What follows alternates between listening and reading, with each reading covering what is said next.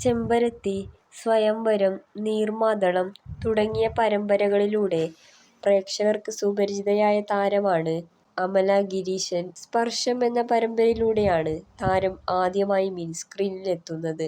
വിവാഹിതയായ താരത്തിന്റെ ഭർത്താവ് പ്രഭു, അച്ഛൻ ഗിരീഷ് കുമാർ, അമ്മ ഗിരിജ, സഹോദരി അഖില എന്നിവർ അടങ്ങുന്നതാണ് താരത്തിന്റെ കുടുംബം. ഭർത്താവ് ഫ്രീലാൻസ് ഫോട്ടോഗ്രാഫറാണ്. എൻജിനീയറിംഗ് ബിരുദധാരിയായ താരം അഭിനയത്തോടുള്ള താൽപര്യം കൊണ്ടാണ് സീരിയലിലെത്തിയത്.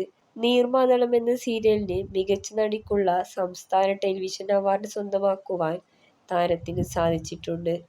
നടിയും മോഡലുമായ താരം തിരുവനന്തപുരം സ്വദേശിയാണ്. സ്വയംവരത്തിലെ രാഖി, ചെമ്പരത്തിയിലെ കല്യാണി തുടങ്ങിയ കഥാപാത്രങ്ങളിലൂടെ തിളങ്ങിയ താരം ചില സിനിമകളിലും ചെറിയ വേഷം ചെയ്തിട്ടുണ്ട്.